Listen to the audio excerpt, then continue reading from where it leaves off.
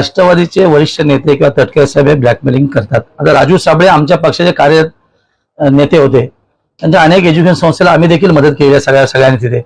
अशा परिस्थितीमध्ये त्या उल्लेखनीय कार्यक्रमामध्ये शिंदे साहेबांच्या मातोश्रीचं नाव एका इमारतीला, आदरणीय भरतशेठ मंत्री मोदयांच्या मातोश्रीचं नाव एका इमारतीला, त्या सोहळ्यामध्ये तटकरे साहेब प्रमुख अतिथी होते, त्यांच्या उपस्थितीमध्ये कार्यक्रम झाला।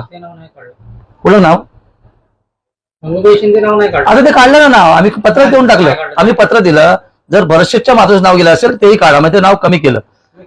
हा म्हणजे अर्धातच ना, माझे मंत्री भरतशेठच्या मातोश्रीचं नाव काढलं तर आमचे नेते शिंदे साहेब कसे ठेवतील?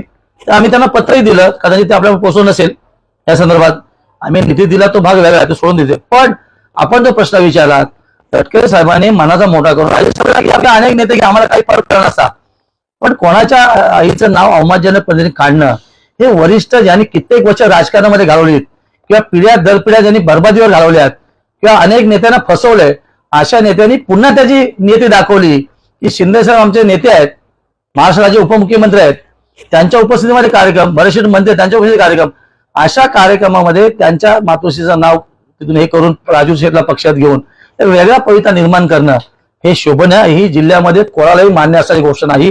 आणि म्हणून मी रोहामध्ये जाऊन परवा पक्षप्रवेश बोललो की ही नालायक बुद्धी आहे, अशी बुद्धी आम्ही चालून देणार ना। आतापर्यंत ज्यांनी सहन केलं याच्या पुढे रायगडमध्ये अशा पद्धतीचं वर्तन आम्ही कधीही सहन करणार नाही। प्रत्येकाला अस्तित्व निश्चित आहे, प्रत्येकाला आपला पक्ष वाढवावा, पण त्याच्या कार्यपालना वाढवावा, कोणाचं नाव कमी करून हे करून असं होऊ शकत नाही। आणि म्हणून मी सांगितलं की माझी तुम्ही सांगितलं नीच बुद्धी तर नीचच बुद्धी।